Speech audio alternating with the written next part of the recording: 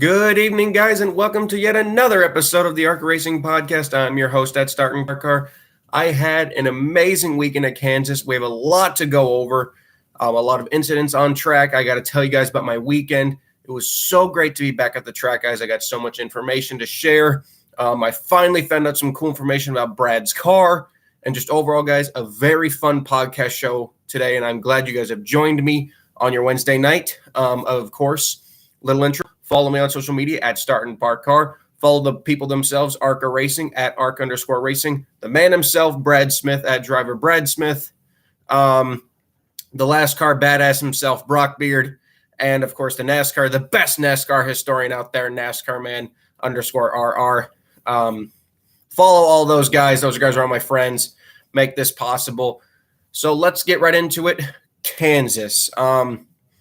Kansas is a track that I've always felt like has put on really good racing for this series. It's just always been the lack of cars, I think, that really holds us back. And that's kind of the same for any intermediate track that this series runs on. ARCA has put on good races at Michigan. ARCA has put on good races at Kansas, Chicagoland. It's always been sometimes the small car counts that have affected the racing. Doesn't necessarily mean they're bad. It's just when you have less cars, the racing is not going to be overly, perfect. But I had a lot of skepticism. I talked to you guys on Friday's show that I could not predict, and I don't think really anyone could predict the winner of that race. Without Ty Gibbs in the field, a lot of us, we had no clue. I had no clue who was going to win that race. My pick was Gus Dean. Gus didn't win, but we didn't know. Nobody would have picked everyone had a Venturini guy. I don't think anyone picked a REV Racing guy to win. Even though Sanchez did win last year, we got to admit, if you watched that race last fall, he got lucky. Nick Sanchez got lucky on the last restart. Ty Gibbs was smoking the field. But nonetheless, it was great to see an ARCA race, especially at an intermediate, where you could not predict the winner. And something like that, when you have that aspect, that gives a lot more excitement to the race. And I really hope that people genuinely enjoyed the race because they couldn't predict who was going to win, even to the last couple laps. When you looked at that battle between Raja and Nick, they weren't like 8 seconds apart. Raja was only a second and a half, a minor slip up. And Raja was right there. That's what I love to see at this That's what I love to see out this series. A race that literally comes down to the last lap where, you're watching the race, 6 laps to go. The guy's got an 8-second lead. You turn it off. Not this one. You literally had to wait until Sanchez took that checkered flag to be sure that he was going to win that race. And that's the type of ARCA racing that I love to see and love to participate with. And that's exactly what we got on Saturday. But boy, the number one thing that I wanted to talk about was the heat. We'll get to that a little bit later in the show when I get to my actual review. In terms of the entry list for this race, it looks like it was the same as last year's spring race. Last year's spring race drew 20 cars. This year's initial entry list drew 20 cars also. Some notable entries. Like I said, Daniel Dye got clearance to come back. Gus Dean was in the 15 this time. Ron Vandermeer Jr. had partnered with Richmond Racing for this event. Arnie Koch was back. Alex Clubb was back. Ryan Huff was back with his own team. And we had the number 7 of Matt Wilson entered for CCM Racing. Unfortunately, when I showed up there, it was easily noticeable. Eric Caudell has a very definitive red trailer that he transports his race team in, and immediately I saw it wasn't there, and so I'm like, dang it. I was fearing that the 7 was going to withdraw. I do remember hearing something on the crew chief's call about them being there, but I don't know if they were just there anyway. But did not see a red trailer, so I immediately knew, Matt Wilson was not there, and we were already down to 19. So that was a shame because the 7 car was going to be a starting park, was not going to be a starting park, actually was not. And we need all the full race cars we can get. They did confirm, however, today, CCM Racing did confirm today they will be fielding an entry at Charlotte. So that's good to know that Eric will be back there. Not driving, but hopefully we'll actually be at the track as well doing a crew roll. So I left us down to 19. Going into practice qualifying. So I guess we can start off with the day. Kind of mix my day into how the day itself was going. So I woke up at around 5:30. I got to the track around 5:30. I got up at 4. Got to the track around 5:30. Got into the garage area. But garage wasn't open yet, so just kind of waited around in the truck. They finally opened the garage. We were parked on the closest side to turn 2. For the people who don't realize, if you look at a track layout of Kansas, you have the Cup garage on the left side. You have the Xfinity truck garage on the right side. And in the corner, you would say like the right-hand corner, just before the camping area, there's a big kind of just area of emptiness.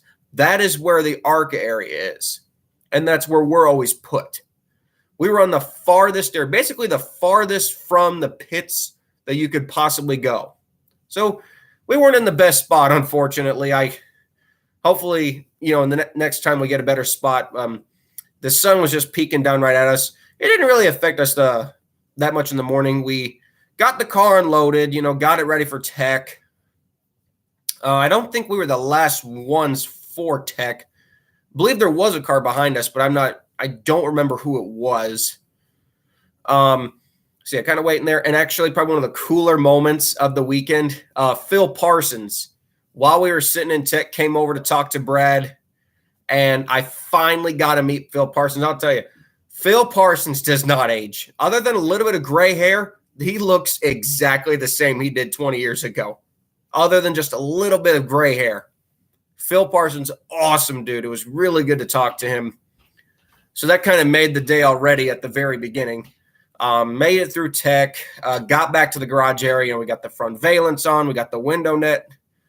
I tried again to get that window net. Man, I tell you, if you want a hard thing to get up, when they say that those window nets are hard to get up, they are. They are not. Those window nets are not easy to get up at all. Man, it took me and 2 other guys to get it up. So practice had started. We weren't going to go out in the beginning. For us, the way we do practices, we like to let the higher budget teams get their initial big runs out. We don't want to get in the way of anyone. We want to make sure everyone gets their laps in, and then we'll go out, make our couple laps, and then we'll just kind of let everyone else go hammer out there while, we just settled down. So it was about, let's see, our practice started, I think they said 11:30. I'm not sure, again, on the times. I haven't looked at the scheduling for a while. But we waited about 20 minutes, and then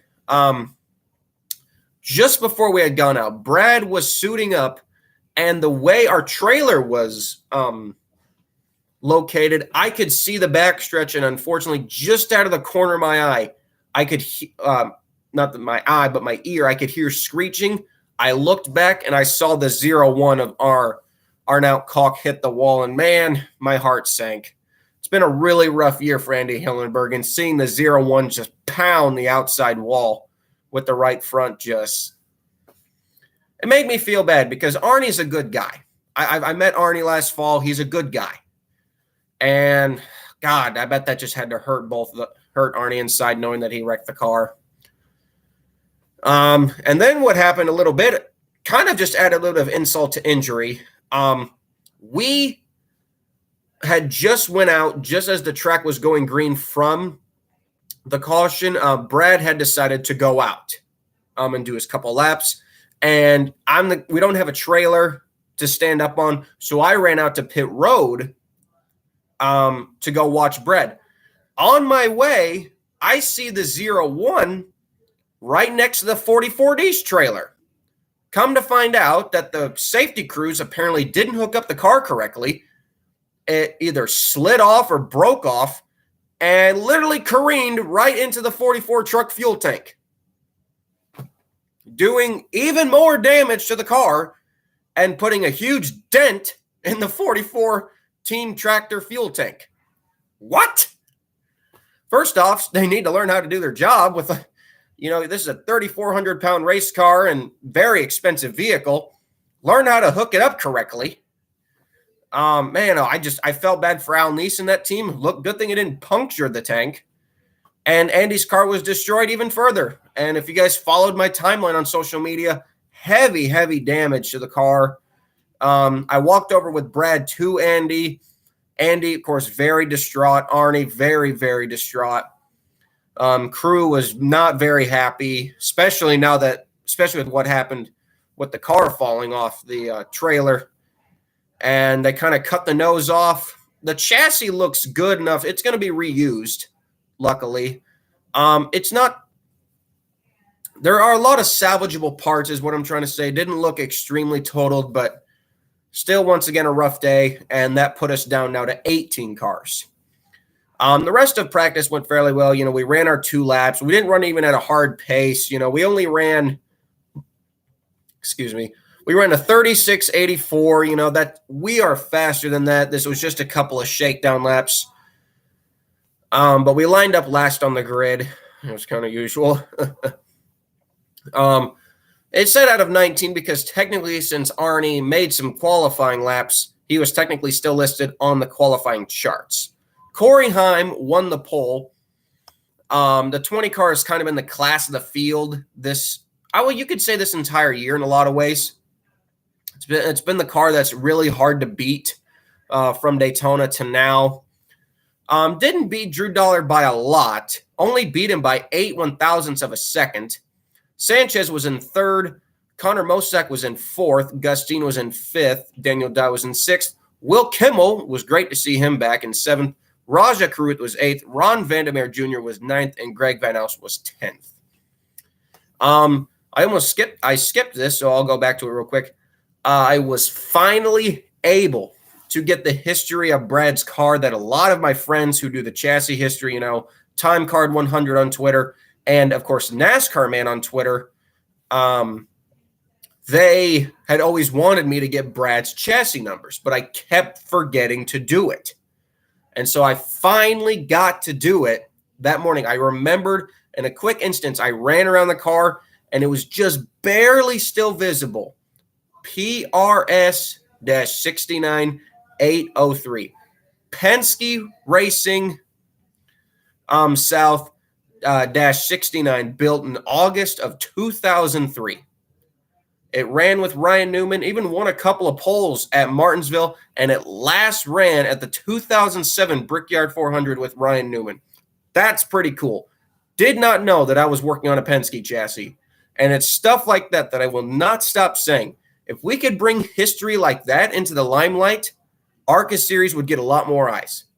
Because it's stories like that why I love this series, where we can run a near 19-year-old race car that has over 100 races on it, and it's still going. And I really wish, I understand, some teams, they like to keep their chassis stuff private, and I completely respect that. I've reached out to a lot of teams about this ordeal, and they've calmly said, hey, thanks, but no thanks. We don't want to list our cars out there. That's perfectly fine. I just wish they would do it because I feel like it's this kind of information. Whether it's a former JGR, Hendrick, Penske chassis, that stuff is cool to, a lot of NASCAR fans who have been around for a while. That kind of information is really cool to think about. Like, man, I'm watching a 19-year-old race car out there. Like, this race car is older than my son or daughter. It's cool. So I wanted to share that with you guys. We have Penske Racing South 69. Really cool. Went through the qualifying results. Some more shout outs I really wanted to give Zachary Tinkle and Peterson Motorsports. These guys busted their asses over the week to get that Chevrolet ready. I know the crew chief on the team, Nate Moeller. He is a true workman. That guy is a beast.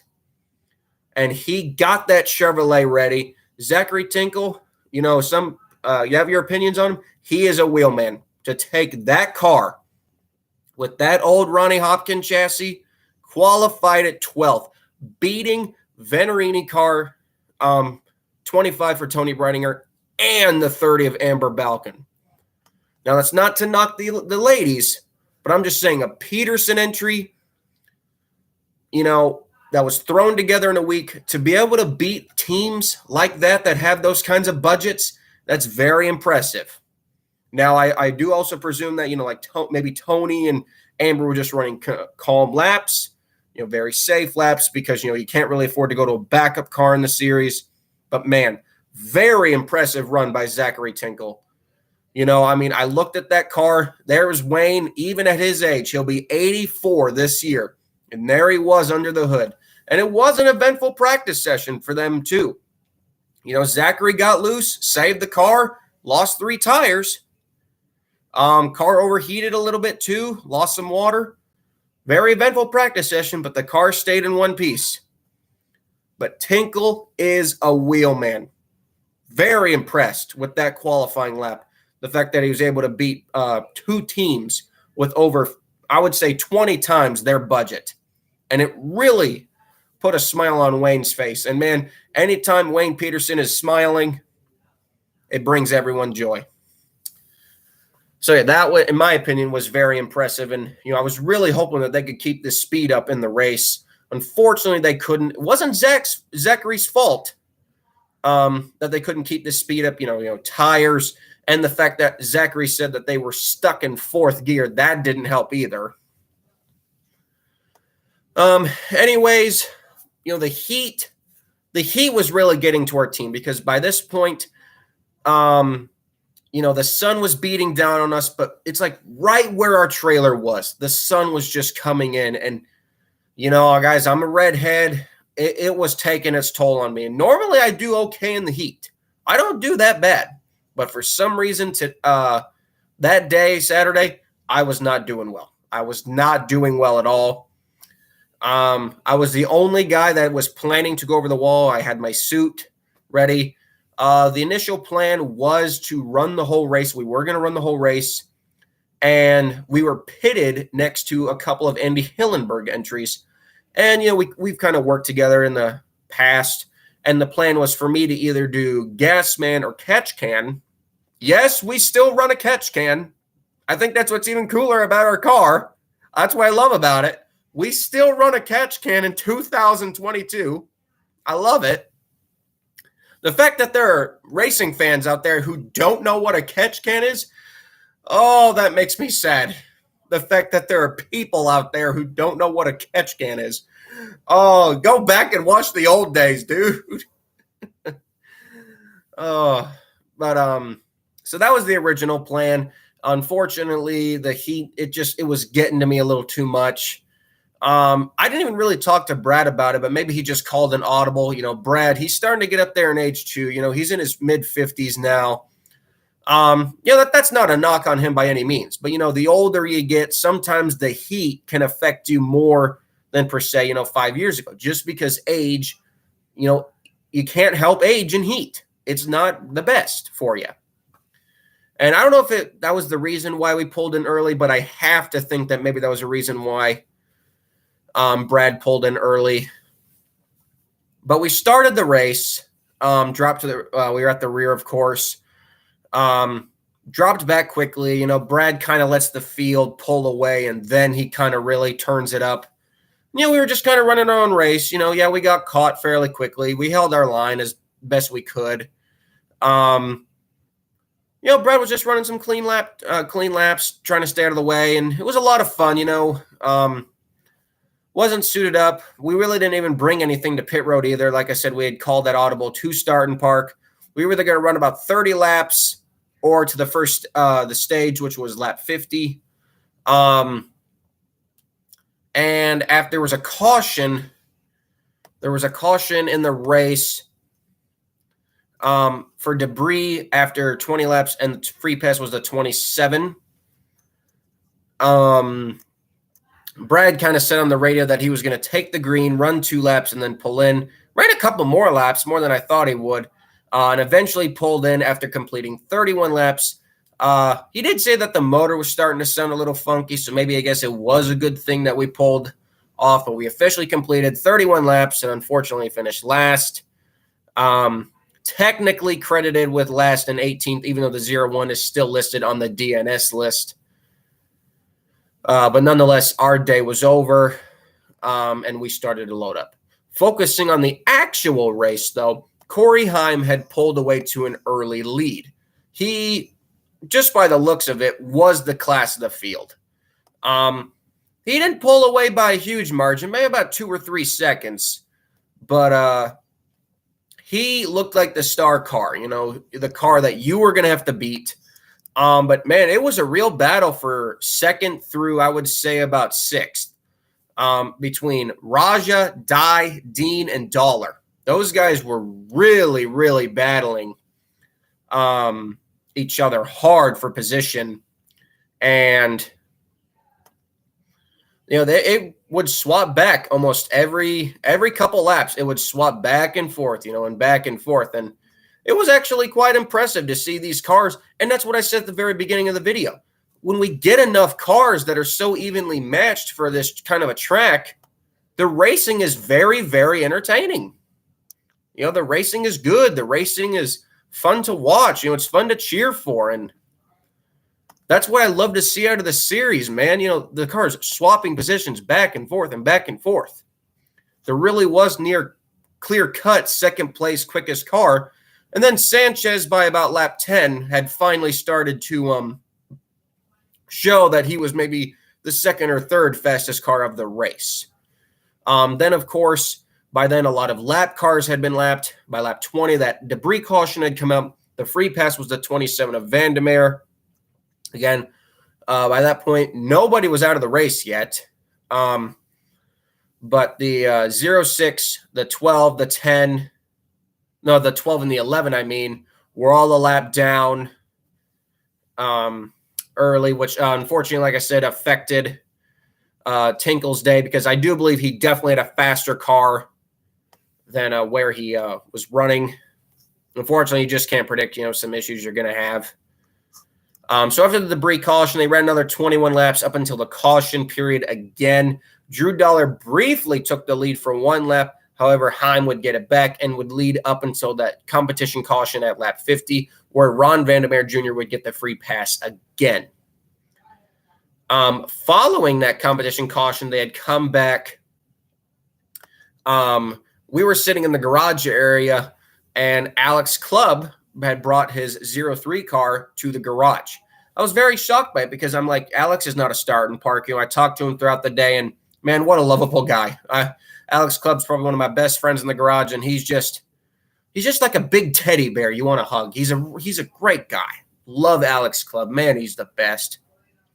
Got a lot of friends who work for Alex's team as well. So all around, it was just he's a guy you would love to hang out with.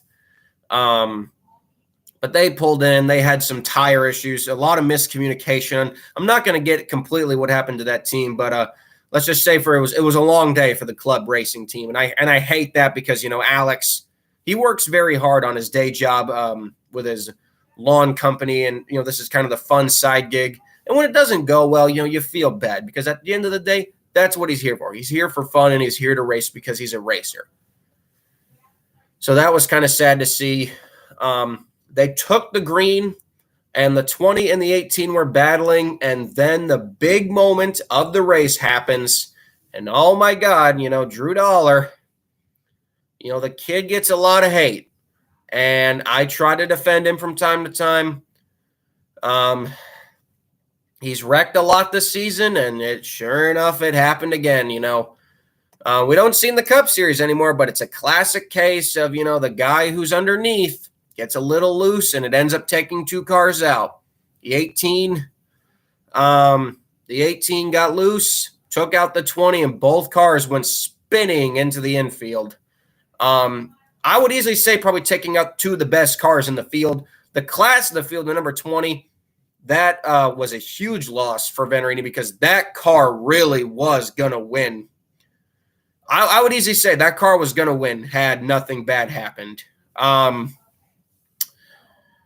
Yeah, it was not good. They did come back to the garage again. If you guys followed my timeline, the 18 tried to get repaired and kept going. We'll get more on that in a second, but the 20 was to the garage.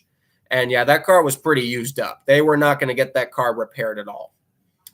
And then one of the reasons why we still love ARCA is we got Billy Venturini. And we got more on Billy Venturini and Drew Dollar at the end of the review. But for now, please enjoy. I can't show you the actual video, but I can play you the audio of Billy Venturini giving us his opinion on Drew Dollar. Here, give it me 1 second, guys, and let's pull this sucker up.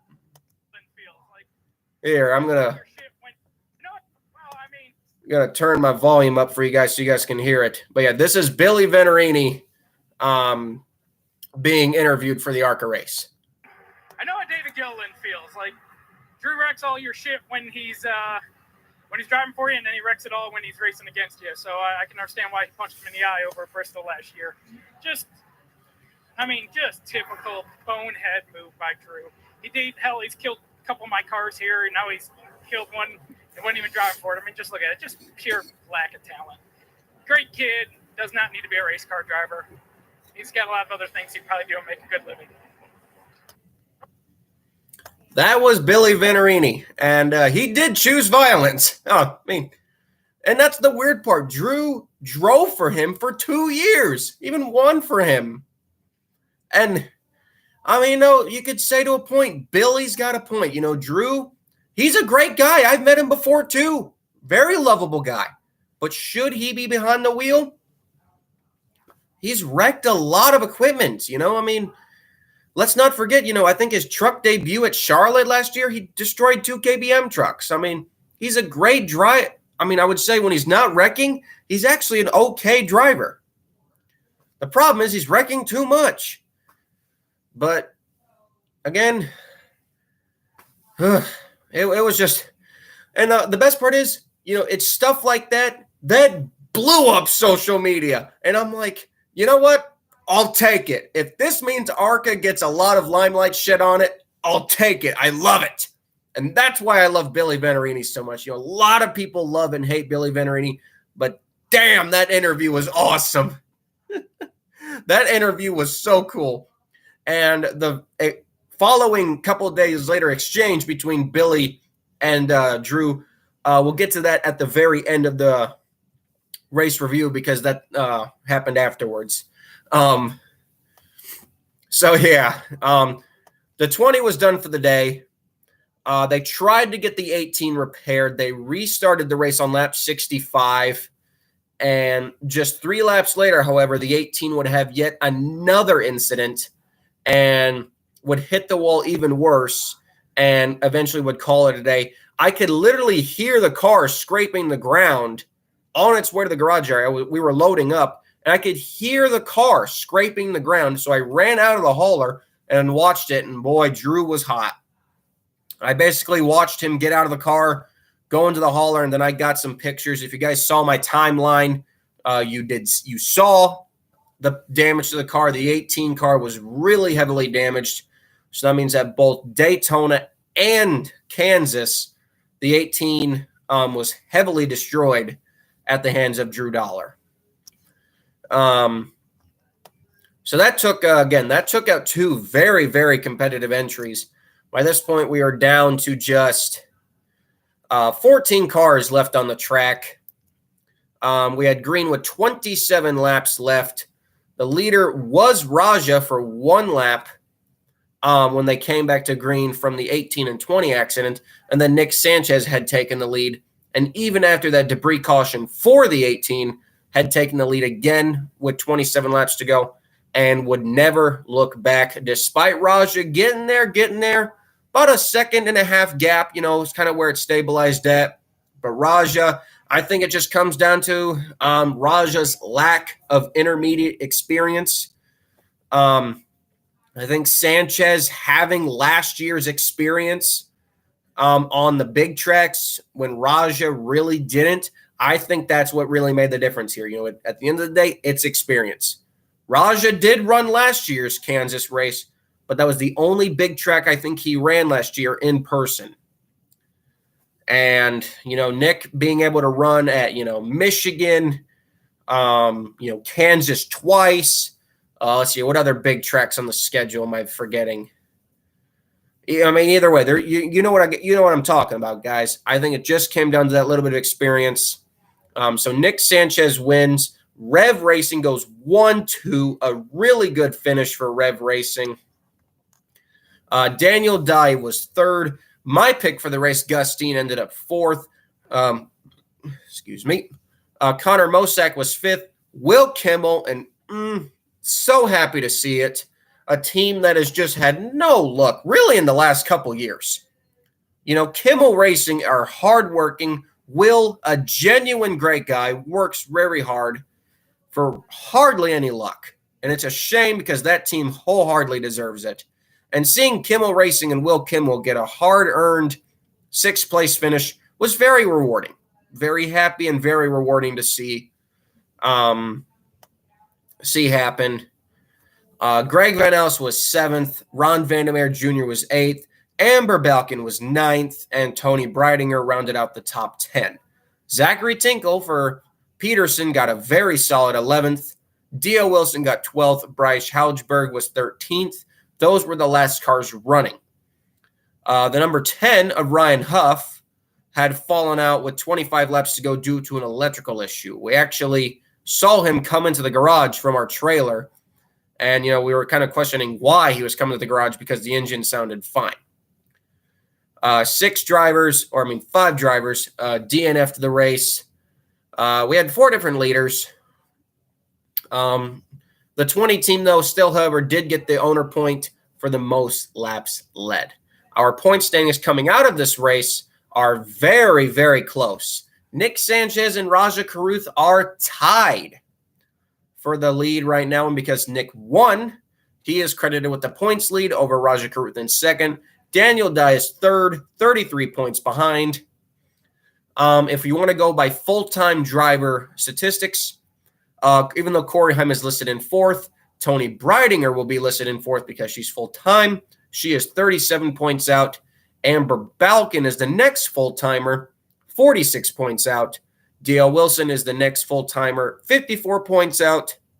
And Greg Van Els is then the next full-timer, 55 points out. So, yeah, those are the point standings. Again, my championship pick at the early stages of this year was Sanchez. I did briefly change it to Dye. Wish I'd never even done that because, man, Sanchez, I thought, the bad run he had at Daytona was really going to hurt him, but he's come back strong and he's come back hard, and now he's leading the points. Rev Racing, man, is 1-2. I don't know who's going to win the Drivers' Championship, but we got 3 drivers who are very evenly matched who could win this championship. In terms of the Owners' Championship, it's also a pretty interesting race with the 20 car having issues. It gave up a lot of its lead as the number 20 for Billy Venturini is still leading the points, but now just by 5. The number 2 and the number 6 for Max Siegel are listed in second and third. Murray Gallagher is listed in fourth for the 43, and the 15 for Bill Venturini is in fifth. The Kyle Busch Motorsports 18 machine fell back to sixth and is now 22 points outside of the lead. I know if you think, with the car counts not being perfect, as usual, gaining 22 points and winning that Owners' Championship could be very, very difficult for that Kyle Busch team to conquer now. Stacey Holmes for the 23 of Brett Holmes is in 8th. Mark Rett for the 30 team is in 9th. And Michelle Hillenberg, the Andy Hillenberg team, is just hanging on to that top 10 right now, currently in 10th place. So, yeah, those are the owner points for right now, and the driver points for right now. After all of this had happened, a couple of days went by. People were still kind of talking about, the whole incident between the 2 drivers. And then, well, as what happens a lot lately, Twitter. Twitter fights happen lately. And a couple days later, Drew Dollar decided to tweet this, and I quote, I can't pull up the tweet, sadly, guys, but I'll read it for you. I'm sure you guys have already seen it as well. Drew Dollar decided to tweet, and I quote, talk about a pure lack of talent. Guess it took this guy about 14 years to figure out he didn't need to be a race car driver. He is in referencing Billy Venturini, who drove in the ARCA series from 1994 to 2007, only accumulating 1 win, 28 top fives, 75 top tens, 1 pole, and an average finish of about 15th. Now, it's worth pointing out that for people like me who've been following the ARCA series for a long time, Billy Venturini has never had top-of-line equipment here his entire career. I even got told by that Billy himself, because I'm going to admit, guys, I got in a little bit of an argument with Billy Venturini when I was a little bit younger, when I was a lot more stupid. He kind of corrected me on that, and that's where I gained a lot more respect for Billy. But for the people who have followed Billy his entire career, Billy has not had top-of-the-line equipment. This type of equipment that Billy's running now, Billy was not running this 20 years ago. He was not. He was barely scratching and clawing to get to the track with weekly sponsors. And even then, his equipment was probably 5th at best, even with a perfect driver. Because back in those days, you had a good 10 drivers who could win every race. And you had to beat the powerhouse. The powerhouse team in the early 2000s days of ARCA was the 46 Clement Racing team and Frank Kimmel. You had to beat them to win. And very rarely did people beat Frank Kimmel. So Billy, you mix the subpar equipment, Billy's career was not going to be overly perfect. And even then, Venturini Motorsports, I'll even say, Venturini Motorsports didn't start to become a powerhouse team until the late 2000s, 2007, 2008 is really when they started to, show that they were the powerhouse team or one of them of ARCA. So I think Drew's statement was very, very wrong to say, because it's clear that Drew does not realize that Billy's career has not been in top-of-line equipment like this. And I think that's a big, you could say, L for Drew Dollar, because he didn't do his research. He did not do his research at all, or else he would have realized that Billy struggled a lot, and I mean a lot, to get to the track week to week to week. So then, Billy Venturini, he is never going to back down from anything. We know Billy, right, guys? Billy's not going to back down from crap. So he then tweeted in response, and I love this. Took you 2 days to come up with a reply. Who did you employ to give you this comeback? Oh, poor. You can't come back from that. No way Drew Dollar could come back from that one. And, he's got a point. It took him 2 days to come up with that, considering Billy trashed him 2 days before. And, you could really compare. Drew Dollar, he's DGR, Venturini, Kyle Busch. These are top-of-the-line teams, top-of-the-line equipment.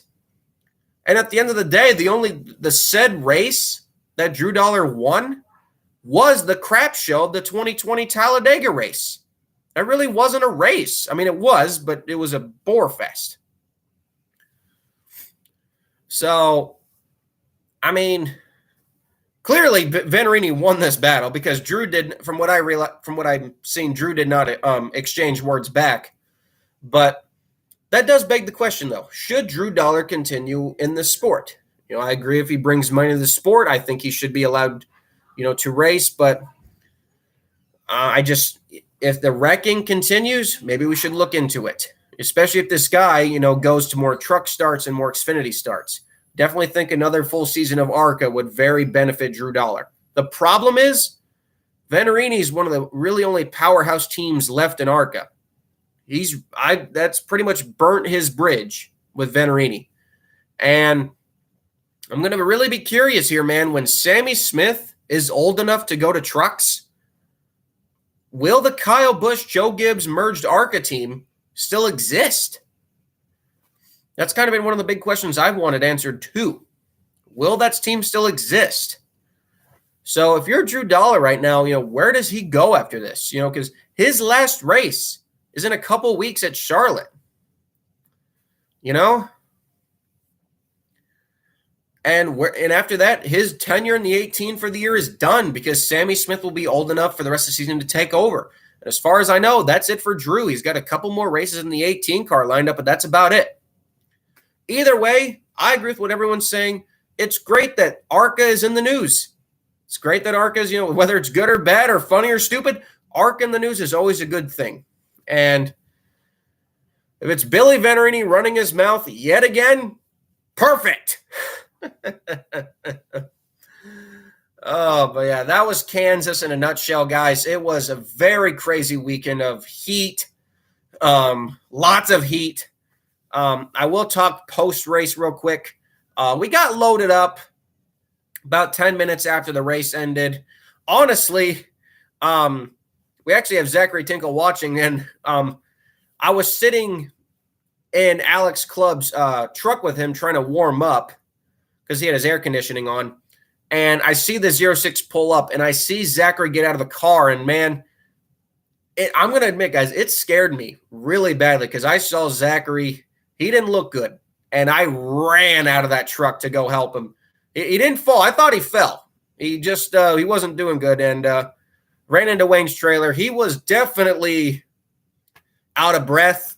He needed some water. So, Zachary, if you're still watching, I hope you're doing okay, buddy. But yeah, that was a little bit scary sight. That really told me that these guys and gals in the race that day really put in a lot of work.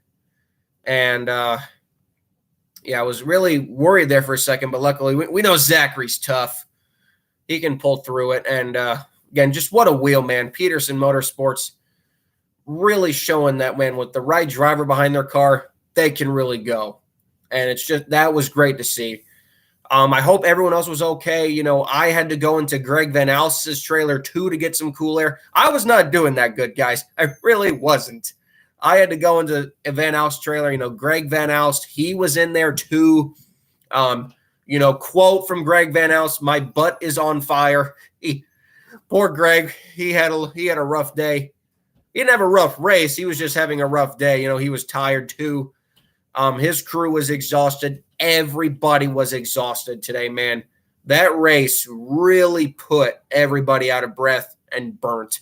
I'm really happy that ARCA's got an off weekend this weekend because a lot of these guys and gals and teams and crews really need a week off to just like calm down, collect their bearings, do some work on the cars.